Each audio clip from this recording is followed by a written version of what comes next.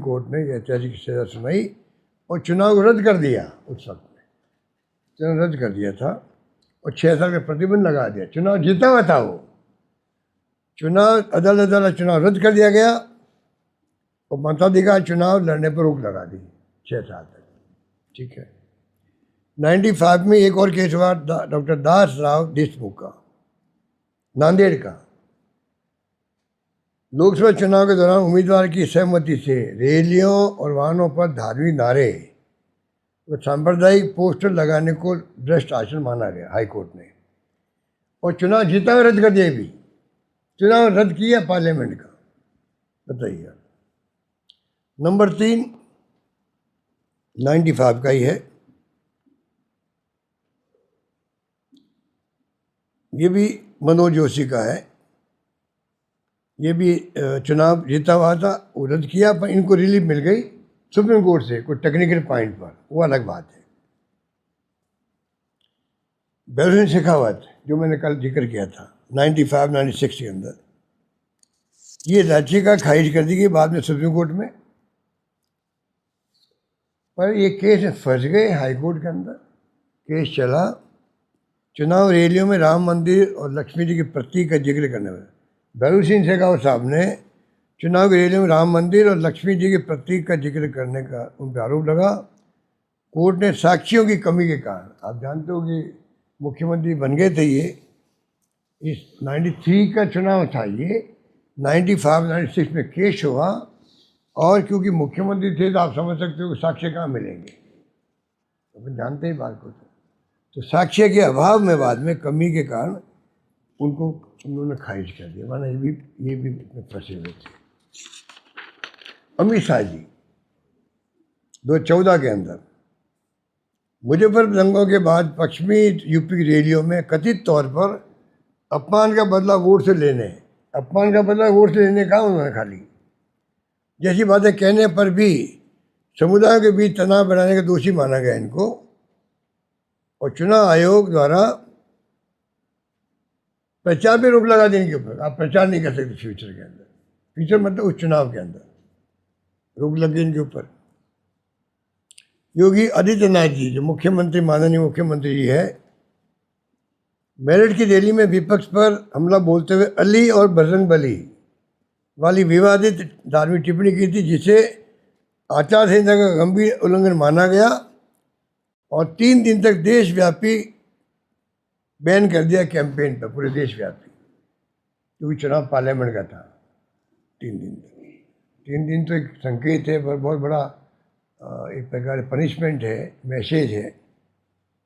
मायावती जी ने भी 19 के अंदर देवबंद की एक, सहारनपुर की एक संयुक्त रैली में मंच से मुस्लिम मतदाताओं से अपना वोट न बंटने देने और एक मुश्त वोट देने की खुली धार्मिक अपील की थी। बताइए, इतने सब काम लेने से ही कि आपके वोट बंटना नहीं चाहिए, इसका मतलब आपका सेंस जो है वो धार्मिक भावना भड़काने का, धार्मिक वोट मांगने का, धार्मिक आधार पर, उसको देखिए आप 48 घंटे तक उनके ऊपर बैन लगा दी पूरे देश भर में कैंपेन करने का। ये मैं आपको एग्जाम्पल इसलिए दे रहा हूँ कि मैंने कहा, सोच समझ के कहा कि आज आप बताइए, बीजेपी जो है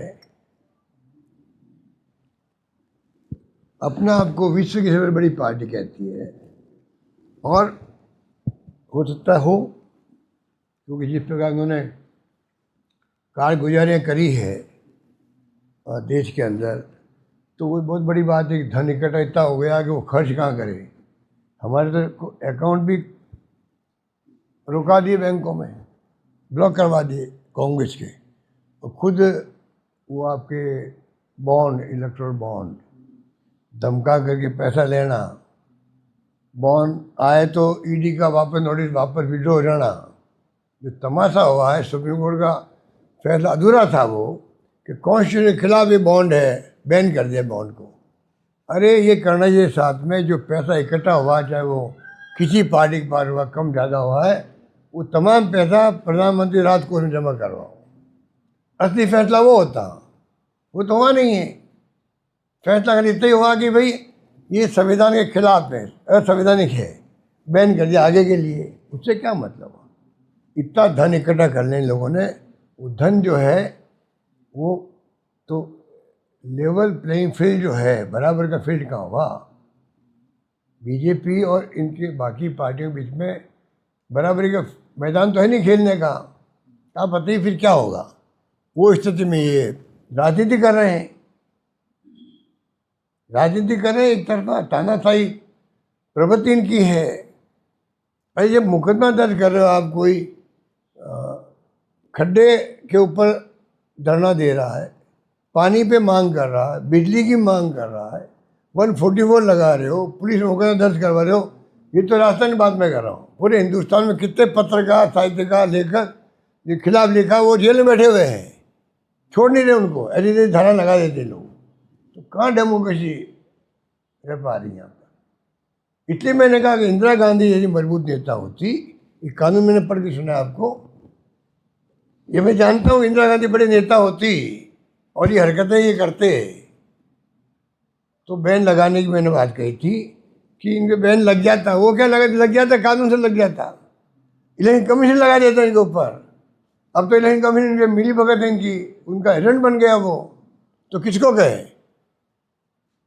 मैंने बताया था इंदिरा गांधी इतनी मजबूत नेता थी जिसने बांग्लादेश आज़ाद करवा दिया, छक्के छुड़ा दिए पाकिस्तान के, साथ में बेड़ी की परवाह नहीं करी, अमेरिका के बेड़ा रवाना हो गया था वहाँ से। और आज क्या हो रहा है? हमारे प्रधानमंत्री मोदी जी, क्या किसी पार्टी के है तो हमारे प्रधानमंत्री, क्या क्या बोल रहे ट्रम्प साहब, क्या बेइज्जती करें हमारे देश की, अभी तक किए जा रहे हैं। कल पर समझौता हुआ, हिंदुस्तान जब इतला नहीं करी उन्होंने, पूरे मुल्कों को इतला करी। क्या हो रहा? वो तो वहाँ के प्रधानमंत्री को पता नहीं हो, वो राष्ट्रपति को क्या हो गया भगवान जाने। कोई जमाने में कैंपेन में गए थे प्रधानमंत्री, तो अगली सरकार ट्रम्प सरकार। मेरे ख्याल से प्रधानमंत्री जी ने जो गलतियाँ बड़ी बड़ी करी, उसमें 2 गलतियाँ तो मैं कह सकता हूँ, अगली सरकार ट्रम्प सरकार, और नंबर 2 अभी इजराइल गए जो, उसके 2 दिन बाद में युद्ध शुरू हो गया, वो बहुत बड़ी गलती करी। इतना तो ध्यान होना चाहिए, या इतना इजराइल को उनको रहना चाहिए विश्वास के अंदर। तो आप सोच सकते हो कि आप किसी मुल्क के प्राइम मिनिस्टर को बुला रहे हो, अब युद्ध शुरू करो तो दुनिया में क्या मैसेज आएगा? तो कहने का मतलब कि जो स्थिति बन रही देश में, और ये पार्टी अगर रहेगी तो ये तो चाइना की तरह ले जाएंगे देश को। ये चुनाव तो नाम के होंगे, खुद कह चुके हैं प्रधानमंत्री, क्या आप अमित शाह जी कह चुके हैं, अगले 50 साल हम राज करेंगे। तो आप भविष्यवक्ता हो क्या? भविष्यवक्ता हो आप? 50 साल राज करेंगे?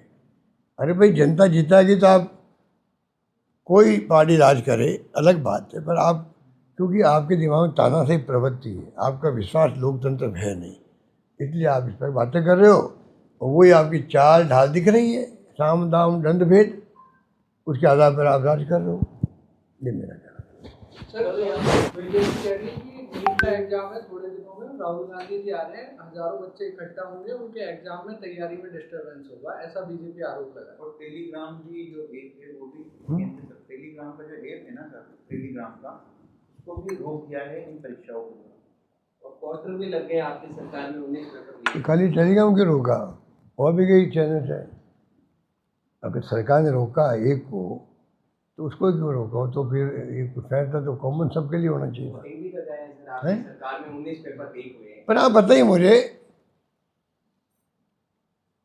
आपके पत्रकार एक मेरे से मिलना आए थे, उन्होंने कहा, और हमने डिस्कशन किया कि आज़ादी के बाद में पेपर लीक का जो सिलसिला चल रहा है, राजस्थान में भी हुए, गुजरात में हुए, यूपी में हुए, अनेकों राज्यों में हुए, तब मैंने चेताया था प्रधानमंत्री मोदी जी को भी, भारत सरकार को, कृपा करके जो गैंग बन गई है देशव्यापी, सब जगह पेपर आउट हो रहे हैं, इन्होंने अपने जहाँ राज्य की सरकार है बीजेपी की, वहाँ की बात करने के बजाय केंद्रित कर दिया राजस्थान को जानबूझ कर, जिससे कि इनकी नाकामियाँ जो है, काम तो कुछ कर नहीं रहे लोग, करप्शन भयंकर है ऊपर से नीचे तक, गवर्नेंस हो नहीं रही है, पानी, बिजली, शिक्षा, स्वास्थ्य, सड़कें जो भी है, पेमेंट हो नहीं रहे कोई डिपार्टमेंट के, सारे डिपार्टमेंट रो रहे हैं, सारे डिपार्टमेंट वाले, सारे ठेकेदार लोग रहे। पेंशन वाले के 6 महीने पेंशन नहीं मिलती है, स्कॉलरशिप नहीं मिल पा रही है। ऐसी स्थिति में राजस्थान चल रहा है। ध्यान भटकाने के लिए आपने एक मुद्दा पकड़ रखा है। आप कौन रोक रहा है आपको? जिसने गलती की उसको आप सजा दो। आप तो 5 साल ही काम करते जाएंगे। वादा के प्रधानमंत्री जी ने कर दी मेरे साथ में। जब मैंने कहा कि आप सरकार हमारी बनेगी, शानदार योजना है और ये सरकार बंद कर देगी बीजेपी, तो प्रधानमंत्री जी ने कहा कि जो अशोक गहलोत ने कहा है, मैं वादा करता हूँ प्रदेशवासियों से कोई स्कीम बंद नहीं होगी आपकी, और सारी स्कीम बंद कर दी। अब प्रधानमंत्री को याद दिलाते हैं, वो कन्हैयालाल मर्डर याद दिलाते हैं, चाहे वो ERCP याद दिलाते हैं, और चाहे हमारी योजनाएं बंद कर रहे हैं वो याद दिलाते हैं। तो जवाब आता नहीं, ना अमित शाह जी देते, ना मोदी जी देते हैं। अब क्या करें? सरकार में अहम घमंड के आधार पर चला रहे हैं लोग अपना। ठीक है, ओके। सर, ये जो यहाँ के जो मंत्री हैं राजस्थान के, उनको लेके भी लगातार सवाल उठ रहे हैं। गजेंद्र खेमसर है, उन्होंने बीकानेर में गर्भवती महिलाओं को लेकर बयान दिया था कि नाच की हुई आई थी, कैसे आई थी। केंद्रीय मंत्री बीजेपी दफ्तर आते हैं, लाइट चली जाती है, उसकी जांच होती है, तो तमाम चीज़ें। देखिए, जब मैं कह रहा हूँ गवर्नेंस नाम की चीज़ नहीं राजस्थान के अंदर, जब ये स्थिति है तो ये सब बातें आप कह रहे हो, तो 2 बातें कही आपने। तो अनेकों बातें हैं जो इनके बारे में कही जा सकती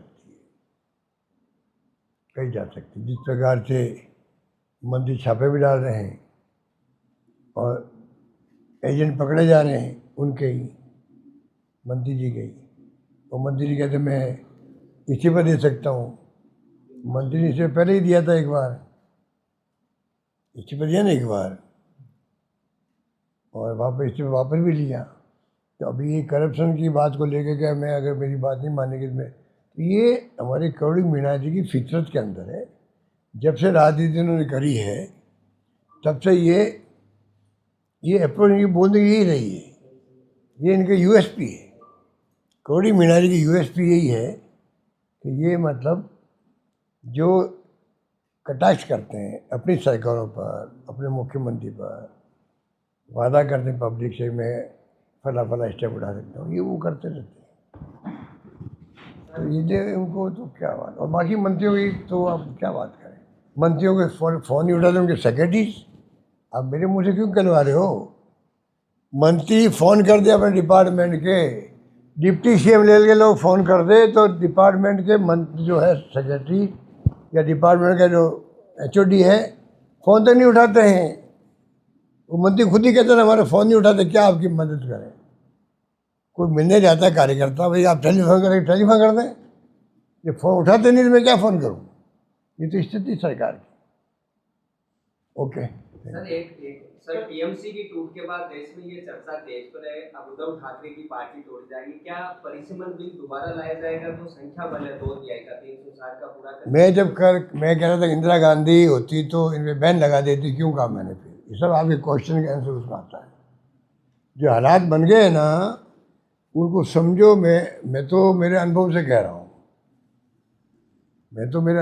रहा हूँ। अब मेरी बात को कोई विश्वास करे नहीं करे तो आप जानते हो, तो पब्लिक पर है और लोगों पर है। पर मैं अपने अनुभव से कह सकता हूँ कि जो हरकतें हो रही है, पार्टी टूट रही है। आप बताइए, काश के पत्तों की तरह बिखर गई TMC। किसी ने सपना देखा था क्या कि TMC चुनाव हारते ऐसी स्थिति बन जाएगी? इसके मतलब कितना भय, आतंक है बंगाल के अंदर इनका, कितना आतंक भय है। मारपीट हो रही है, सब कुछ हो रहा है वहाँ पर। यही बात आप देख लीजिए महाराष्ट्र में क्या हुआ। बार बार मैं क्या कहूँ, महाराष्ट्र में क्या हुआ, राजस्थान में क्या हुआ, और राज्यों में क्या हुआ, मध्य प्रदेश, सब जानते हैं। तो ये जो इनकी हरकतें हैं, इनको नहीं रोका गया तो आने वाला फ्यूचर वर्तमान पीढ़ी के लिए, आने वाली पीढ़ी के लिए कैसा होगा, ये खतरा देश में है। इसलिए मैंने कहा इंदिरा गांधी जैसे महान नेता होते, मैंने एक संकेत दिया इंदिरा गांधी का। इतनी मजबूत नेता थी और ये हरकतें इनकी चलती कि इस पार्टी की, तो ऐसी पार्टी बैन लग जाता। ये मैंने कहा। अब उस पर बहस अगर पूरे देश में हुई है जो आप लोग कह रहे हो, या बीजेपी के नेशनल लेवल पे कर रहे हैं, तो मुझे बड़ी खुशी है कि कम से कम मेरी बात को उन्होंने गंभीरता से लिया, क्योंकि दुखती रग पे हाथ रख दो ना, ज़्यादा तकलीफ होती है आदमी। तो ये पॉइंट वो था जिस पे वो जानते हैं कि हमारी हरकतें ऐसी है देश के अंदर, और ये ऐसा इंदिरा गांधी ने नाम दे लिया है कि जनता में मैसेज चला जाएगा। तो भाई ये बात क्यों बोली अशोक गहलोत ने? गांव गांव में चर्चा होगी इसकी, हम डैमेज होंगे हमारी हरकतों से।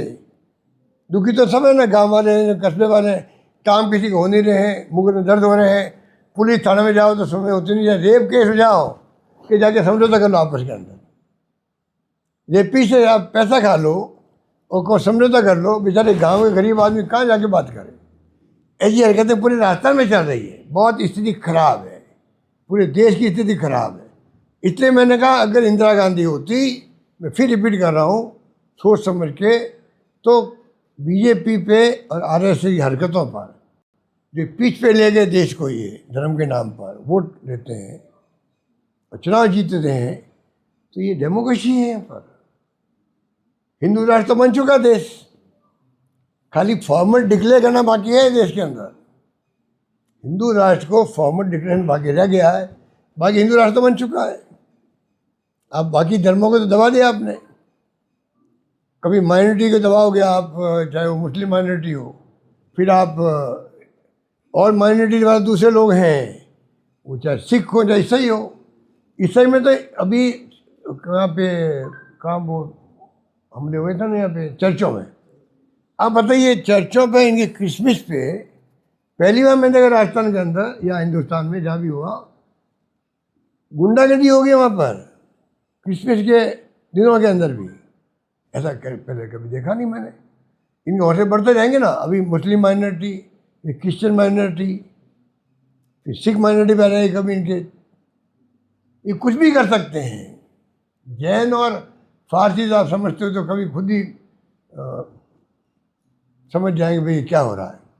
तो कहने का मतलब स्थिति जो मैं बोल रहा हूँ ना, मैं सोच समझ के बोल रहा हूँ कि इस पार्टी पे और आरएस पे बैन लगाया, बैन खुला भी है। आज आरएस यहाँ तक आई, मैं फिर कहूँगा कांग्रेस की जो अप्रोच थी सॉफ्ट, उसके कारण ये 100 साल निकाल दिए इन्होंने। इनकी जो हरकतें हैं उस ढंग से अगर कांग्रेस बिहेव करती इनके साथ में, बीजेपी आरएस के साथ में, तो ना तो बीजेपी पनपती थी और ना ये पनपती, मैं कह सकता हूँ। Thank you.